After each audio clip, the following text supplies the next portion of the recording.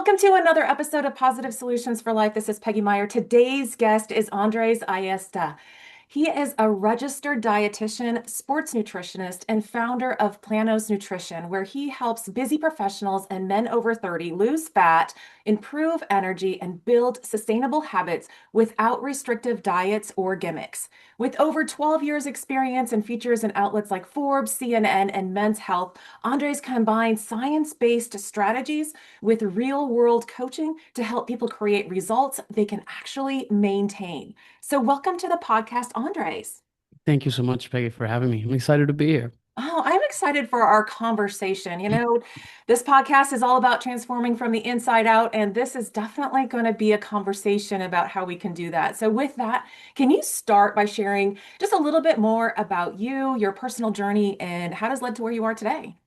Yeah, thank you. So the short of it that sometimes ends up in the long-winded answer is I'm an immigrant from Venezuela originally. I came here in 2009 to pursue the American dream, to finish my schooling and just become a pro sports dietitian. That was the whole goal I wanted to, but that's not what I wanted to do since I was little. I wanted to be a doctor. Mhm. I didn't get to realize that dream because I didn't get into the school that I wanted to. It was very competitive, Mhm. and nutrition seemed like a stepping stone to transfer over to Mhm. that school that I wanted to because that was an option. And I never did. I found this love for and passion for nutrition and understanding how the body works and how the body nourishes itself and the perfect machine that that we live in. And I focused on prevention rather than treatment. And I think that was one of the big things I wanted to. I wanted to always work in sports, and I realized, like, in fact, when I wanted to be a doctor, I wanted to work as a orthopedic surgeon. And I realized it was an entire field of nutrition called sports nutrition that was in its infancy at the time that I was studying, and I got super excited about it. So I got a scholarship to come here to the United States after some tough moments that I went through in my life back home, and I came here with two suitcases and a dream to Mhm. just accomplish the things that I did here, and I did. I went to Indiana for a little bit to go to school there. I got my clinical hours in the University of Houston's and the Texas Medical Center, and at the same time I work with pro sports a lot of time for a long time here in Florida, where I now reside. I hold a master's in exercise science and sports nutrition, and yeah, I spend like a big part of my 20s just learning and Mhm. and becoming so absorbed into understanding the science of nutrition. And with that, I also understood that coaching was not so much about telling people what to eat, but it was so much more than that. And I know we're going to talk a little bit about that, Yeah. but yeah, today I own a company called Planos Nutrition, as you said, and I'm dedicated to help people perform and improve the way that they live their lives. People come to me because they want to lose weight most of the time, but the reality is that I help them do a lot more than that. Yeah. It's just more like I tell them this is what they want to hear, but I kind of give them a lot more than, what they expect. Right, right. No, I think this is going to be great because I don't know if you know, but our family is just like all into sports. So both my husband and I were college athletes, and all of our kids are all into sports. Four of them have played in D1 in various track and field and Oh, wow. volleyball. So, sports nutrition, we could probably just have a whole podcast on that, because Yeah, there's so much has changed over the years, with that. I remember just being, high school, Mountain Dew and Snicker bars, pregame meals. You won't find that at all, anymore. But transferring this knowledge over into, not all of our listeners are, great sports minded people and, are into that, but we all feed ourselves. And this nutrition piece is we all have these aspects where we want to lose weight, feel better.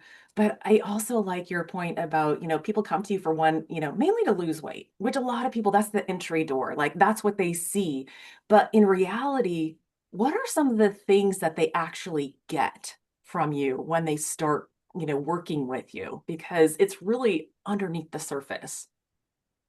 Two words, to think differently. I think the biggest transformation my clients get that it's hard to sell when we're trying to get people to join our programs is it's a mindset shift.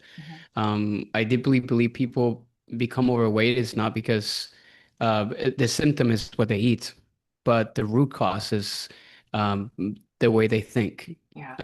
their habits, and the way that they have kind of they were brought up since they were little, and the Hmm. relationship they had around the food and their household, and there's so much that goes into it.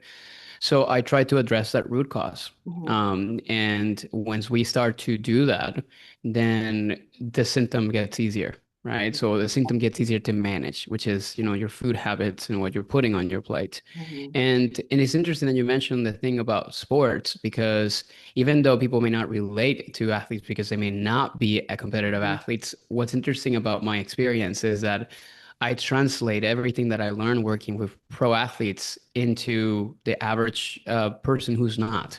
Hmm. And I call that having a performance mindset, and that we all are athletes of life, right? Hmm. We just don't step into an arena or into a track or into a field. We just simply step into life and do things that we have to do every day. Now, a professional athlete or an athlete in general, their goal is just to perform in those set environments.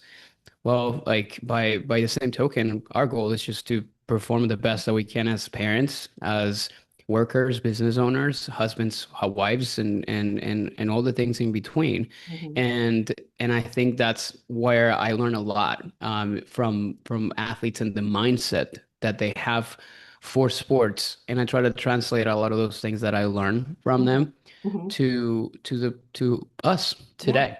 And I Yeah. think that's one of the biggest things that I try to instill in the people that Mhm. I support. Yeah, because we could go through a lot of analogies. We are all walking and through this game of life. Some days we have like, oh, it's just kind of a practice run. It's kind of our normal stuff. But we might be needing to have a game performance if we have to give a presentation at work, or if the schedule's really busy. So it can go both ways because we're not just aiming to perform one time a week, as pro football players might, but we might have multiple times during the day where we have to have kind of we got to be on our game. We got to Yeah. be, working at 100%, because we can probably all give examples of when we're not, like when things fall apart. And Yeah. so how does food and the relationship with our mind, like the mindset, work? Because in the feelings, I don't know if we want to dive into that part too, but that's part of the thoughts. Yeah. Well, it's all encompassed in sort of like a big bucket. So our uh, relationship with food is starts the moment that we take our first bite of something when we're very, very young. I have a 2-year-old. You sounds like you have four or That's three six. or oh my God, you have 6 kids. That's insane. Um, I'm like going crazy with one. I cannot even think about six. Okay, well, 6 kids. Well, So don't you've worry. I been through didn't think this. about six when I had the one. So, Okay. it just, just multiplies. Well, yeah. So well, you've been this through this like 6 times, but the relationship that one person has with food, it starts when they're very, very young. Because there are specific neural pathways that get connected with our senses, our sight and our taste buds and our smell, or like, all those different things. So, and then as we kind of grow a little bit older, then the narrative around food also makes a huge difference in terms of how we are wired in the future as adults. Mhm. And the best way I can explain this is through an example. I have one of my most, I guess, iconic clients, or some of the few that are kind of very common that I have worked with very similar, very strong similarities, are people who grew up in households where the moms were hyper obsessive with dieting. There's two groups. There's those who their parents were super hyper obsessed with dieting. I grew up in a Latin culture, and Latin culture is like, moms and grandmothers, like they're all about like, looking like, for women, it's like looking thin and all those different things like that, but even for men.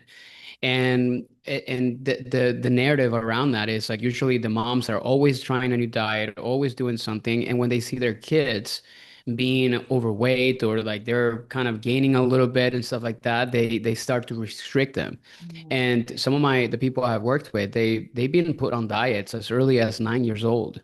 So when you grow up in an environment where you have been in a restricted state and you're being told that the way you look does not really fit the mold and you need to be on a diet because you need to lose weight, but then they don't necessarily understand it. You grow up thinking of food as this like love-hate relationship Mhm. state. And it's not until you get to an adult stage where you start to realize a lot of those connections and what that actually translated into. So that builds and that can go different ways. It can go into a rebellious state, which is usually what a lot of people with weight issues typically have because it's like they've been restricted. They've been on diet since they were 9. So now you're an adult. So it's like, no, I'm not doing none of that. Mhm. Right. So, or it can be the other way. Like they're normal weight, but they have like this crazy distorted relationship with food. They're scared Mhm. to eat. They like exercise like excessively and all those different things like Mhm. that. And there's the other groups of people where they grew up in households that, health was not something that was, supported or it was not something that, they fed their kids whatever obviously they could eat, Mhm. and like the chicken nugget diet and like, fries and all those different things like that. And they never actually changed that. So kids grow up in these environments where that's the only thing they know. And Mhm. because those foods taste good and have good textures and all these different things, they grow up thinking that's the way that they need to be consuming food, and they grow up like picky eaters and all these different things like that. So it all starts there, Mhm. right? So I typically, when I have a client that comes to me, the first question I sometimes ask them is like, what was your childhood like? So Mhm. I can better understand like Mhm. and they get kind of a little puzzled by that, right? Because it's Yeah. like, I just want you to give me a diet, or I just want you to help me lose weight. It's like, well, this has an impact Yeah. because otherwise, people just kind of stay stuck in the same cycle over and over, and Mhm. they lose weight, they gain it back, and they just don't necessarily address the problems that Mhm. really are driving that. Yeah, yeah. And I mean, I see some different habits that can form at an early age. I'm gonna pull in, my sports, minds a little bit, not just from the court or the field, but for observations of kids as spectators and what the parents, concessions are everywhere, right? So what is the habits that we get into? Oh, here's a parent that allow, your evening meal is the concession stand. And I don't know about concession stands there in Florida, but It's probably the same. hot dogs and nachos and candy and popcorn and pop and that's there might be a meal deal in there somewhere. But over and over again, it's just like, oh, you go to a game, you have to get these things. You go to a movie theater, you need to get the popcorn and the, whatever. So some of those habits kind of are built in those young age, right? And Hmm. how does that like, and that's kind of what you're talking about is like, what is the relationship with food and some of the habits that are building at a younger age? Like, and then when people get a little bit older, how do they, can they really like piece that apart? Or is that like not something that they really Yeah, they understand? can. Yeah, so what's most fascinating for me, I spent my 20s learning a lot about nutrition, and then I think my 30s I've been learning all about like, how the brain works. Hmm. And one of the coolest things about our brain is that it's neuroplastic, which means we can mold it to different things. We can mold like our neural pathways essentially. I want you to think about neural pathways as like this. Imagine like when you're born, it's like this like massive field of grass, right?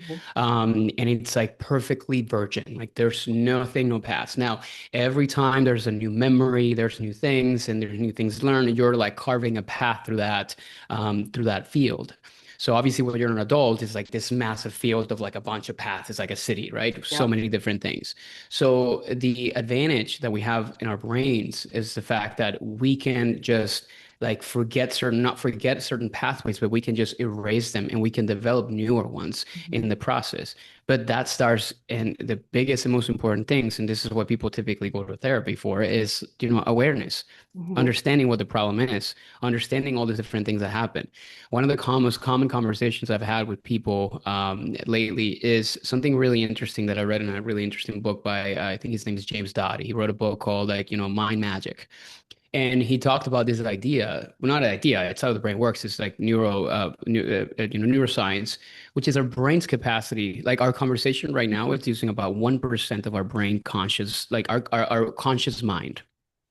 99% of everything that is happening right now with us, from like how you are listening to this information, how like you're like sensing what's going on in your environment, it's happening at the subconscious level, right? So our brain operates at 1%. It responds consciously only at that capacity, but it's all based on this other 99% of stuff that we have built in there. Hmm. So, and that includes emotions, traumas, experiences, knowledge, all those different things. So every time you get a stimulus, something that comes through you, your body filters it. It literally processes it through that. Those, imagine those filters are like experiences, traumas, and all different things like that. And it's just a response, right? So, and the best example I can give you with food is like, well, like perhaps like it's a chocolate chip cookie, right? You sense the smell, and then it kind of like it's a sense that you kind of get from it, Hmm. and then you go through the all those lenses. Maybe for you, you were just so restrictive of sweets when you were growing up, and you had all these crazy experiences that were just so limiting around it. So, and then your response is like, no, I don't have those things, I don't have those restrictions, so I'm gonna go crazy with it, right? Hmm. Because I'm Hmm. not restricted. But then you're doing those things subconsciously, but consciously you don't really understand why that's happening. This is why people get so frustrated, Yeah. because they don't understand why they can't stop, because their hunger can't be managed. And yeah, there are physiological reasons for that, and that's a whole entire conversation. But a lot of times, if you understand what's happening, you can start to rebuild those things, because you can change those filters. You can start to really rewire your systems. It's like basically your brain is kind of like this operating system, Hmm. like a computer, and you can upgrade it, and you Yeah.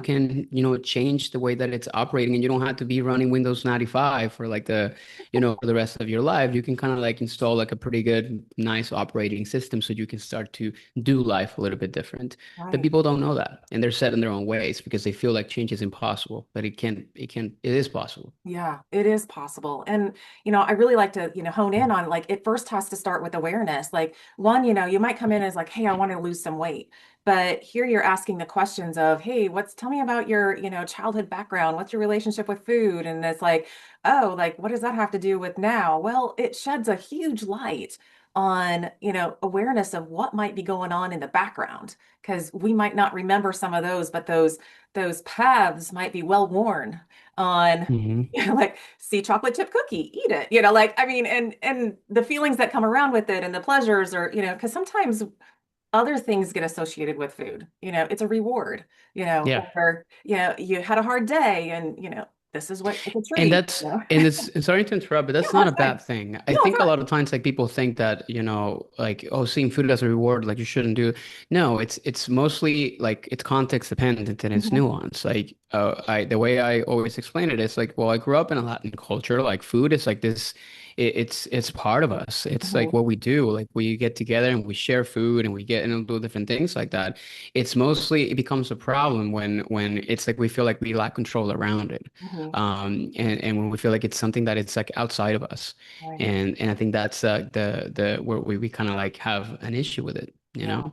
Is that kind of related to when I think about mindset, kind of like an all or nothing? Like, a lot of people have like, oh, I can't have, like can't have any sweets, But then here, like can I have all of it or none of it? But there's this in between where the context relates. There's no getting around birthdays at my house. There's numerous ones, right? And There's birthdays six of have, them, or yeah. like eight of them. And then we got So extras many. too. So, it's like, so you have multiple ones throughout the year, and those come that birthdays or holidays, depending on, what your culture is, that comes with a set of traditions and whatever they may be. And then all of a sudden you're like, oh, well, I was giving up sweets. I can't have any of that. But the context is the control piece, right? We don't have to be out of control Yeah. around the food. Yeah. And when you mentioned about the all or nothing, I think this is it's this like cognitive distortion that we have, where we think that it's equal to thinking, if I haven't done everything, I have done nothing. And that when I say that statement, people are like, that doesn't make sense. Like Mhm. if I've done something, I've done something, right? It's like, yeah, but our brain sometimes doesn't see it that way. Mhm. And in nutrition and health, many people struggle with this all or nothing thinking because they feel, whether it's like through diet industry, diet culture, and all the things like that, is like you have to get all dialed in into it. You have to check all the boxes. You have to have the perfect diet and work out like 6 days a week. And the best example of an all or nothing process is the beginning of the year for everyone, Mhm. particularly when they're setting New Year's resolutions. Well, and that's honestly one of the, statistically speaking, by the end of the month, I don't know exact numbers, but it's a big dropout Yeah, it on is. that. So why does that happen? Is because people go all out at the beginning of the year. Why? Because they're relying on motivation. Mhm. That's another like kind of entire thing because they're relying on basically a drive that is just given by just a search that they have in a moment because they want to Mhm. change, fresh start, reset. The reality, though, is that, motivation is the worst fuel to accomplish a goal, Yeah. particularly when you have this all or nothing thinking, because what happens when motivation runs out? Motivation is fickle. Motivation goes up and down. And it's, again, the worst fuel that you can use for something. You can use it as sort of like a boost to Mhm. something, but it's like the worst type of thing that you can use. So, well, if I'm not motivated, then what can I rely on? Right. Discipline and consistency, right?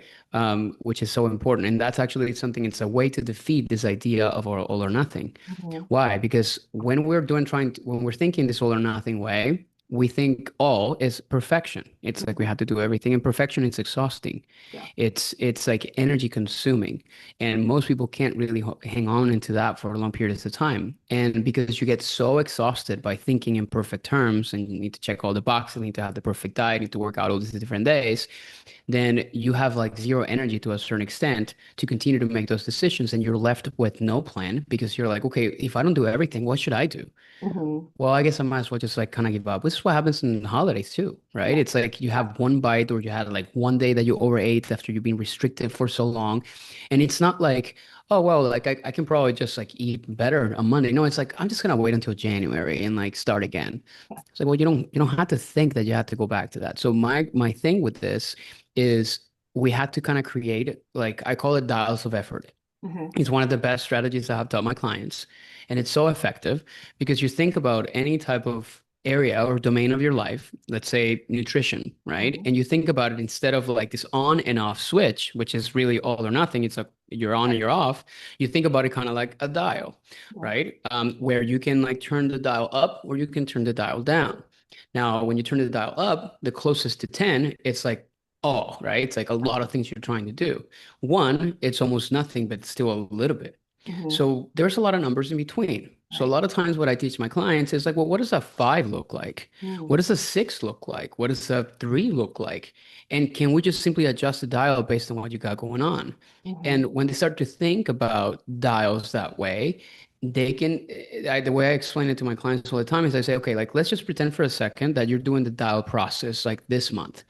At the end of the month, if you operated at a three, maybe some days at six, maybe some days you were like crushing it at eight, would you feel like you have made some progress at the end of the month? And everybody always says, yes, because I was moving. Okay, now let's just pretend for a second that it's this on and off switch, right? And you turn it on for like a week, but then you completely shut it off because you were just so exhausted. Do you feel like you've made the same progress at the end of the month if you were only 7 days dialed in? Maybe you've made a lot of progress in those 7 days, but then you spent 3 weeks doing absolutely nothing. Like, no, it probably would not be as far. Exactly. Right. So Yeah. what's most effective? Just Yeah. smaller things that you can do every day. And sometimes you're not going to be able to. I mean, heck, you have 6 kids. So I'm sure, like, when they were younger, or well, it's even still, it's like some days you cannot do everything that you feel Mhm. like you need to do. But that doesn't mean you stay like in bed and do nothing, Right. right? You just do Right. less things. Right.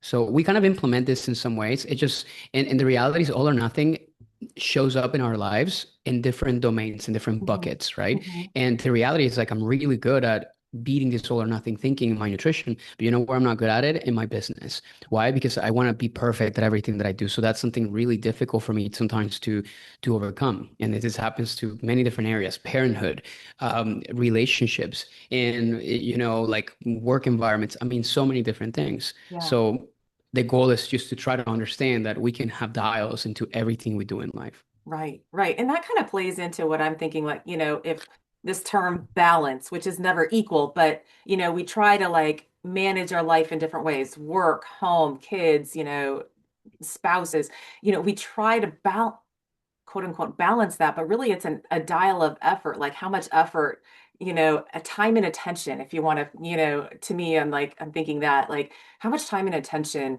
to this do I have for it? And how much, and so some days I might have more time and attention for myself. Maybe it's all in with kids in some days because of some of the activities or whatever's going on. So I love that dials of effort because you're right, we can apply that to like any aspect of our life. And it really, I can really see is like, okay, yeah, if we're giving some effort, we feel like we are moving in the right direction. But if we have that on off switch, Yeah, most of us are going it's to say we're difficult. off, like most of the time because it's hard to maintain. Yeah, so it's very difficult, and I think that's one of the things that I try to focus on getting people to kind of change that. And one Mhm. of the things, I'm actually going to do something for your audience. So I'm going to Yeah. send you a Dallas of Effort guide that I have, Yep. and like people when you put it in the show notes, they can just Yep. simply download it, Yep. and then that's actually going to give them focus on some of the things that they can do. Because Okay. the cool thing I'll do about for the Dallas of Effort with this is like I just focus only on health, but then Yeah. there's like Dallas of Effort for sleep, for stress management, for movement, for nutrition, for all these different things, right? And you Yep. can set your dials whatever they need to be. So I Yeah. think that would be a good tool that people can just take away from this and then apply it for themselves. Right, right. So as listeners are thinking and hearing all of this, the dials of effort is going to be one great big key takeaway for them. But like if they're kind of thinking, okay, how do I gain awareness? And what is another thing, like maybe one other thing that they could focus on to try to shift their mindset into thinking about nutrition just a little bit differently, or thinking about how they're viewing food just a little bit differently, that can move them towards their goals. Like, you say a lot of people come in for losing weight. So dials of effort is great. Do you have like another little tidbit that you could share with the listeners related? Yeah, like I said, awareness precedes change. So when you Mhm. know what's going on, then you know exactly what is it that you need to improve or modify. And I think because we're so focused on like seeing like our outer world and we're seeing outward, we're not never ever looking at work, right? Mhm. So we're never looking at what we are doing. So one of the easiest tools that I tell people, right, is to ask themselves like I all my clients I ask them to get a journal. Mhm. Every single one because I feel like the act of writing stuff is so powerful. Yeah, I mean, people don't do as much of right. that. And whether you're just a digital typer or like you prefer to just write stuff down on a piece of paper, Mhm. I tell people to just start to think about, 2 to 3 questions they can ask themselves every day. Because I think this is one of the most powerful ways to really determine and understand awareness. Mhm. Um, Question number one is like, what went well today? And this is something that me and my wife we try to do every so often at night, Mhm. which is we try to ask ourselves like, okay, what went well for you today? Mhm. This allows you to acknowledge wins, to acknowledge what actually was good, Mhm. because even in the midst of a really catastrophic day, you can find some positives, Mhm. and that's something that your brain likes because it starts to feel like okay, not all is bad, and this is important. Yeah. We are naturally wired to think negatively. We Mhm. always start thinking worst case scenarios. A lot of us do. So that's a very helpful thing. The second question is like, what could have been better? Yeah. Or what did I struggle with today? Mhm. That was really difficult for me. Maybe it's nutrition. Like, man, I ate like crap today. Okay, you're at least bringing awareness to it, Right. Right. right? It's like, okay. And then the third question is like, how can tomorrow be better? What can I do tomorrow to be even 1% better? Mhm. Well, I can just be more present with my kids, Mhm. or I can just tell my spouse something. That is 1% Yeah. in a different domain or whatever happens that is so powerful and so important. Right. So I recommend people, it doesn't have to be something written. It helps to write it, but it can be Mhm. something verbal. What I Mhm. think it's important is not necessarily, you can even think about it, but I think it's helpful to kind of get it out, Yeah. right? Like talk to your spouse about it, your Mhm. sister, your brother, your parents, whatever is the case. And this is something helpful. And this is something also to instill in your kids, Yeah. right? When you at the end of the day, it's like, a dinner table conversation. What went well today?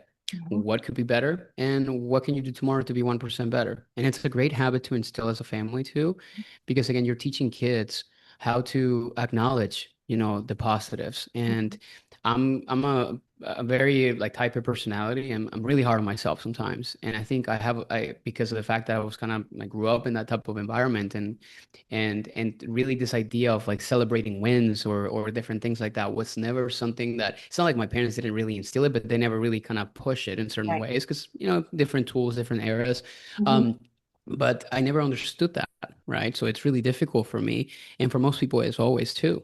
It's funny Hmm. because with my clients, sometimes I had to tell them like I'm gonna scoop the wins out of you, because people always start like it's crazy because the conversations in my coaching sessions, like 80% of them are like they always start with everything that went wrong, Yep.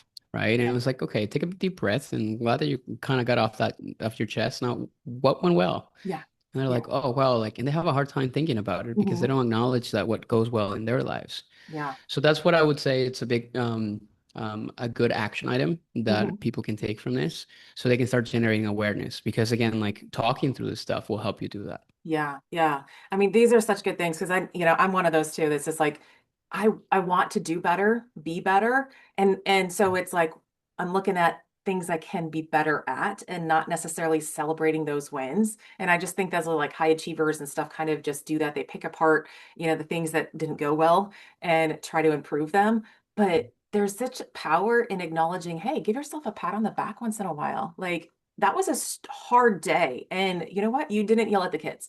Hey, I would give that one like 100% pat on the back because your kids, but it's so good to kind of instill that in our kids as well. Like what went well?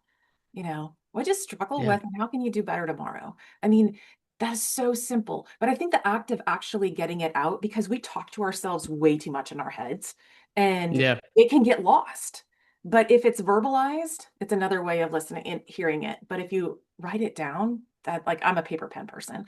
So that is so powerful as just an acknowledgement right there.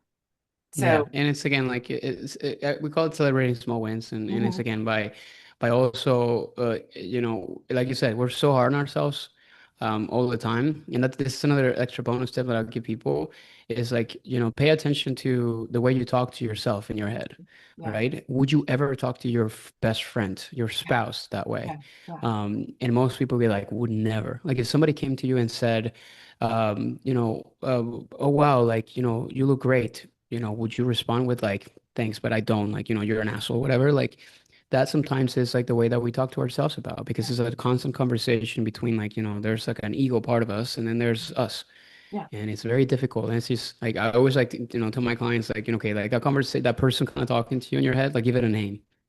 oh And yeah, then just like have you seen, there's a Disney movie that really exemplifies this beautifully. It's like I forgot the name, but it's Luca. I think it's called. It's like this movie that kind of happens in Italy, and there's this kid that he's about to like jump on a bike into the ocean.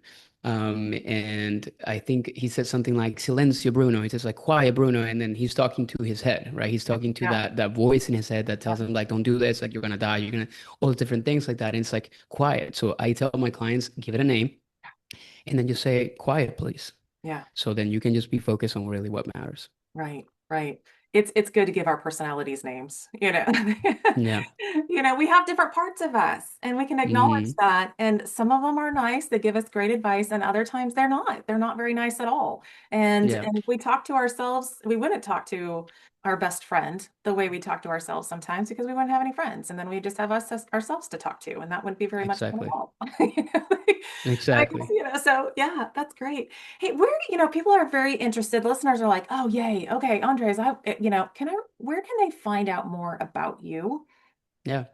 Um, so the best way it's Instagram, to be honest. Like I think that's just my most visited platform where I create like constant content and I'm showing up on stories and stuff, and you can see me doing all kinds of crazy things, talking about mindset, diets, all that stuff. If you are into just longer pieces of form content, you can check out my YouTube channel. We have a podcast, but it hasn't been active for a couple of years now, so I'm planning to kind of get back on the mic here soon. But my YouTube channel is that's a great place to do to find it. And it's easy to find. My first and last name, Andres Ayesta, is the best way to locate me. Now, if you're just more interested in learning more about how you can get supported by me or my team, coaching and different things like that, you can check out our website, which is planosnutrition.com, and that's the best place where you can find out just more about what we do and how we support others. Awesome, awesome. I'll put all of that in the show notes so people can easily just access that. But that's great. So thank you so much, Andres, for this conversation. And as we wrap up, I mean, this is, sometimes people have heard this before, but it's so great to hear it in different ways and at different times and from different, perspectives. So I really, really appreciate that. And this is, just pops up things for me. Oh yeah, like, oh yeah, that journal thing that I was saying I needing to do more often. Yeah, let's get that in motion. Let's start doing just little daily habits on that. So For I sure. appreciate the reminder on that. So as we wrap up today, is there anything that you left unsaid that you want to tell the listeners? Any thought or quote that comes to mind as we wrap up? Yeah, well, just one thing I always like to say to people is like consistency and discipline always beat perfection, which I think I was just implying it earlier. Mhm. So, and whatever you're going through, because I think everybody's going through something at any point, um, understand that, things get better, things get worse sometimes, but ultimately nothing is ever set. And where you're at today does not define what you'll be tomorrow. Yeah, And that's a reminder that I have for myself all the time, regardless of the situations. And that goes for better or worse, yeah, right? So you just keep showing up every day. yeah. And and if you keep doing that, then you'll be fine. Yeah, just be consistent, stay disciplined, which means, just create these little habits, just check in with yourself, what went well today? What can make tomorrow be a little bit better? Do a little bit of a journal. Just one thing can 1% better each day. Where would you be in a year? Tremendous. So Love that. thank you so much, Andres.